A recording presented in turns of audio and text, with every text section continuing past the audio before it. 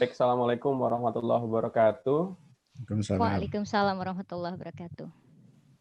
Eh, yang terhormat para panutan-panutanku, terima kasih atas kesempatannya. Hari ini saya akan coba untuk menyampaikan materi yang relatif familiar bagi teman-teman, tapi mungkin ini dapat menjadi pengingat kita. Semoga apa yang disampaikan kali ini dapat bermanfaat. Jadi kali ini saya akan menyampaikan peran gizi untuk imunitas saat new normal. Sebagai pendahuluan, kita tahu bahwa COVID-19 merupakan salah satu penyakit yang cukup berbahaya ya saat ini. Di akhir tahun 2019 kita semua dikagetkan dengan munculnya penyakit baru ini, yaitu COVID-19 atau Coronavirus Disease 19 yang disebabkan oleh SARS-CoV-2 yang masih satu family dengan virus penyebab MERS dan SARS. Nah, setelah 6 bulan, ya sekitar 6 bulan ada di muka bumi ini, coba kita lihat bagaimana pertambahan kasus dari COVID-19 ini. Untuk di dunia ternyata memang pertambahan kasus COVID-19 ini masih relatif tinggi. Tanggal 17 Juni lalu di dunia itu sampai 120.000, sedangkan di Indonesia juga sama, masih relatif tinggi. Malah tanggal 18 Juni lalu itu mencapai rekor baru sekitar 1.300 kasus. Kemudian Indonesia berada pada posisi ke-30 sebagai negara dengan jumlah kasus COVID terbanyak, dan baru-baru ini Deep Knowledge Group melaporkan 100 negara teraman COVID-19, dan alhamdulillah Indonesia masuk meskipun di posisi ke-97. Nah, kita tahu bahwa dengan adanya COVID-19 ini berbagai macam dampak itu ditimbulkan, ya, salah satunya adalah bidang ekonomi, sehingga dari hasil studi terakhir bahwa negara-negara dengan tingkat kekuatan ekonomi paling tinggi itu bisa bertahan di tengah COVID-19. Oleh karena itu, Indonesia salah satu negara yang coba untuk melakukan pelonggaran terhadap pembatasan sosial yang selama ini kita lakukan dengan berbagai alasan, ya salah satunya adalah untuk menyelamatkan ekonomi,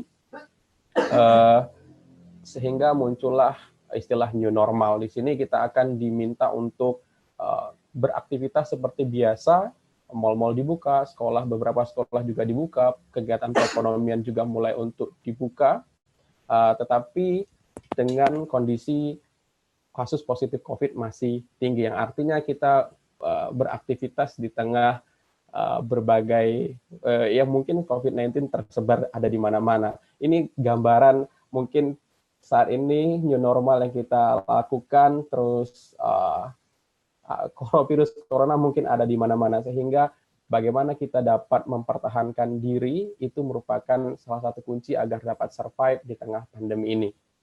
Oke, ini sebagai pendahuluan saja, kita coba kilas balik bahwa virus infeksi penyakit itu merupakan hasil dari keseimbangan antara daya tahan tubuh kita dengan invasi mikroba patogen seperti virus. Jadi kalau kita terpapar tapi memiliki daya tahan tubuh yang baik, ya bisa saja kita tidak terkena penyakit gitu. Tapi kalau kita daya tahan tubuhnya tidak mampu untuk mengimbangi invasi dari mikroba patogen seperti virus, ya bisa muncul terjadinya penyakit. Kita coba belajar ya, ingat-ingat sedikit tentang sistem imunitas tubuh. Ada namanya innate immune system dan ada adaptive immune system. Nah, kedua hal ini penting untuk dapat mempertahankan tubuh kita tetap sehat, di mana untuk innate itu merupakan lini pertama terhadap serangan penyakit, dan ada namanya adaptive immune system yang merupakan respon yang lebih spesifik namun relatif lama. Nah, kita pada saat ini kan kita kurang, karena ini baru, sehingga kita belum punya adaptive respon terhadap coronavirus 19. Inilah yang membuat salah satu faktor terjadinya pandemi saat ini. Ini merupakan salah satu gambaran spesifik, saja bagaimana virus itu dapat menginfeksi tubuh kita, dimulai dari ada antigen yang berasal dari virus misalnya, kemudian akan diterjemahkan antigen tersebut oleh antigen presenting cell melalui mekanisme yang ada di sana, misalnya dengan bantuan MHC2, kemudian akan mengaktifkan sel T helper, kemudian dari sel T helper inilah baru nanti akan menginduksi sel T killer, yang menginduksi terjadinya nekrosis atau apoptosis pada sel-sel virus, kemudian ada juga makrofag yang bersifat fagositosis terhadap virus tersebut, ada juga nanti mengaktifasi sel B yang nantinya dari sel B inilah akan keluar antibody yang spesifik terhadap virus yang menginfeksi. Nanti selama proses pengaktifan sel B ini juga akan dicatat dalam sel B memori yang menjadi nantinya ketika ada infeksi recurrent infection atau primary infection, nantinya langsung keluar antibody dari sel B memory ini. Jadi kita berharap apa yang terjadi saat ini diduga ya, kita mungkin diharapkan untuk terpapar virus agar kita bisa menghasilkan sel B memory agar antibodinya agar keluar antibody terhadap virus tersebut. Yang inilah yang membuat kita nanti bisa lebih tahan terhadap penyakit terutama coronavirus disease. Ini merupakan sedikit pengetahuan kita, mungkin teman-teman sudah familiar sekali ya dengan imun sistem ini. Nah, bagaimana peran zat gizi dalam imunitas? Nah, kita tahu bahwa adequate nutrition itu sangat penting untuk menjaga daya tahan tubuh kita. Dan kedua ini sebenarnya adalah satu siklus. Jadi kita ketika adequate nutrition, maka kita dapat mempertahankan tubuh kita dari infeksi, kemudian terus. Nah, ketika terjadi malnutrition, tentunya akan terjadi weight loss, kemudian kegagalan pertumbuhan, kemudian menurunkan imunitas dan mucosal damage dapat terjadi. Dan ini merupakan pertahanan tubuh yang pertama kita, ya menyebabkan munculnya berbagai macam penyakit sehingga nanti akan mempengaruhi metabolisme tubuh kita yang akhirnya juga akan menyebabkan malnutrition kembali. Jadi ini adalah satu siklus dan nutrition itu sangat penting untuk dapat membuat kita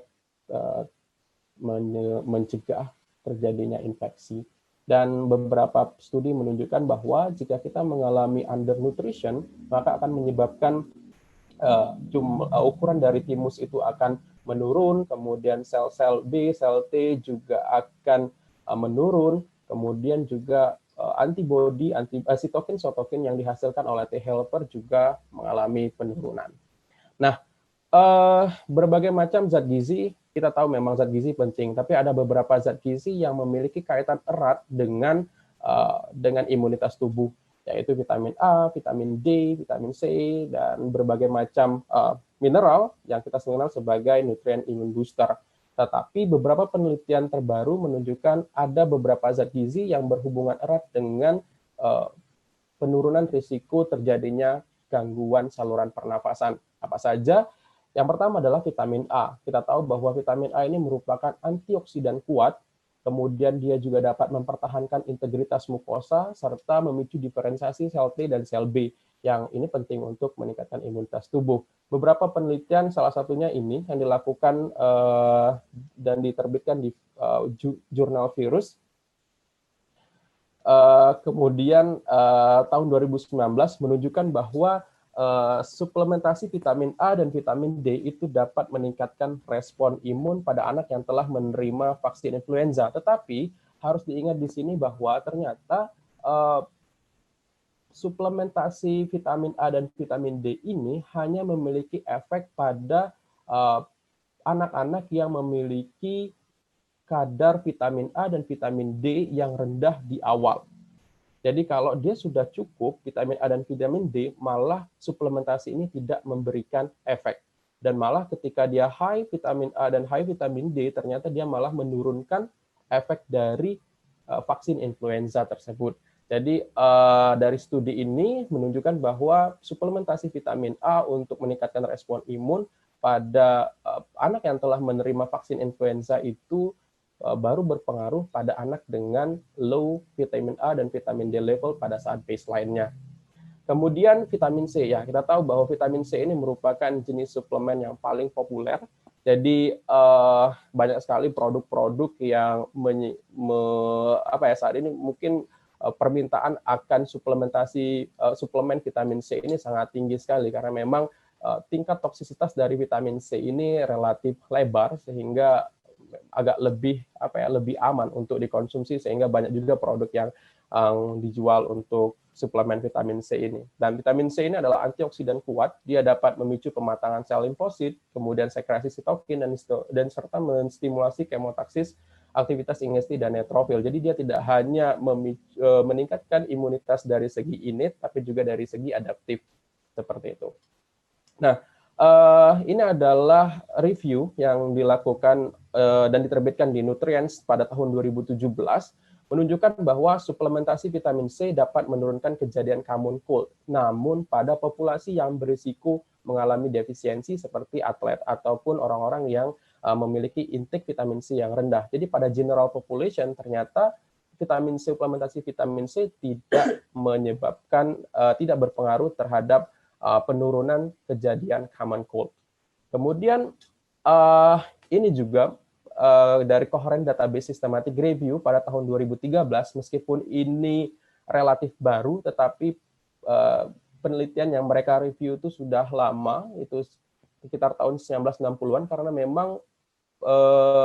karena memang penelitian terkait dengan vitamin C itu relatif sudah lama dilakukan, sekitar tahun 1960-an, dan hasil penelitian ini dari hasil meta-analisis yang diterbitkan di Coherent Database Systematic Review menunjukkan bahwa suplementasi vitamin C dapat menurunkan risiko pneumonia hingga 80%. Nah, sekarang vitamin D.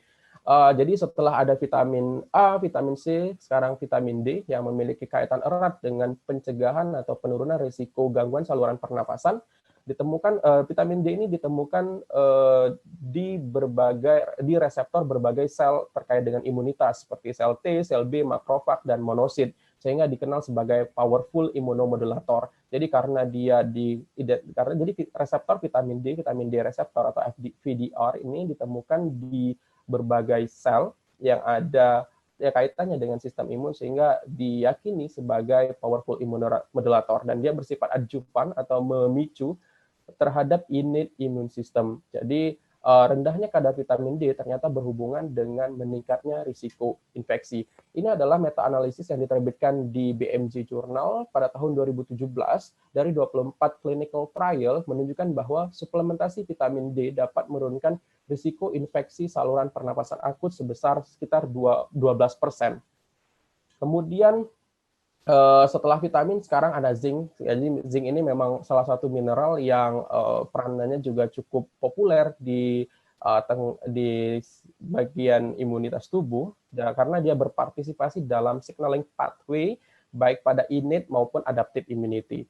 Nah, zinc ini dapat meningkatkan respon inflamasi. Jadi dia juga memicu cell-mediated immunity, seperti dia dapat meningkatkan aktivitas sel T killer dan sebagainya. Kemudian dia juga berperan dalam transduksi sinyal untuk aktivitas neutrofil. Jadi seperti ini. Jadi ketika dia adequate nutrition, maka signaling zinc ini akan memicu proliferasi, diferensiasi, survival, migration function dari sel berkaitan dengan imunitas jadi lebih baik, sehingga normal imun sistem akan kita capai. Namun ketika terjadi kekurangan zinc, maka proses proliferasi, kemudian survival, migration, itu akan mengalami penurunan dan tubuh akan mengalami imunodefisiensi dan muncullah penyakit. Salah satu meta-analisis yang diterbitkan di BMC Public Health pada tahun 2011 menunjukkan bahwa suplementasi zinc pada anak-anak itu dapat menurunkan risiko pneumonia hingga 19%. Nah, namun sayangnya, bagaimana kaitan dengan COVID-19? Hingga saat ini belum ada bukti ilmiah, baik itu suplemen vitamin atau mineral, yang secara spesifik dapat mencegah COVID-19. Jadi vitamin-vitamin dan mineral yang tadi saya sebutkan, itu kaitannya dengan gangguan saluran pernapasan secara umum. Jadi belum spesifik pada pencegahan COVID-19. Jadi karena belum ada, sehingga kita belum dapat membuktikan atau mengklaim zat gizi mana yang dapat melakukan pencegahan. Yang paling banyak diteliti itu adalah vitamin C, karena dia memang beberapa kali dilaporkan dapat memberikan efek menguntungkan seperti pada virus H1N1, tapi penelitian tersebut saat ini masih dalam tahap pengujian dan hasil penelitiannya baru akan didapat di akhir tahun 2020. Kesimpulan dari apa yang saya sampaikan, memang new normal yang saat ini kita hadapi memaksa kita untuk menjaga daya tahan tubuh tetap terjaga, kemudian asupan zat gizi yang cukup penting, asupan zat gizi yang penting agar jadi asupan gizi yang cukup itu penting agar daya tahan tubuh tetap kuat. Kemudian terdapat beberapa zat gizi seperti yang sudah saya sebutkan, ada vitamin A, C, D, dan zinc yang telah dilaporkan memberikan manfaat menguntungkan pada penyakit gangguan saluran pernafasan. Nah, suplementasi terlihat lebih efektif pada populasi yang beresiko. Jadi teman-teman sekarang mulai identifikasi dirinya, apakah teman-teman adalah termasuk orang-orang yang beresiko, misalnya memiliki paparan yang tinggi terhadap COVID-19, ya mungkin teman-teman termasuk orang beresiko dan perlu untuk melakukan suplementasi. Seperti itu. Bagi saya, tidak ada zat gizi yang bersifat inferior ataupun superior, semua zat gizi itu sama. Semuanya sama-sama penting karena memiliki perannya masing-masing. Terima kasih. Assalamualaikum warahmatullahi wabarakatuh.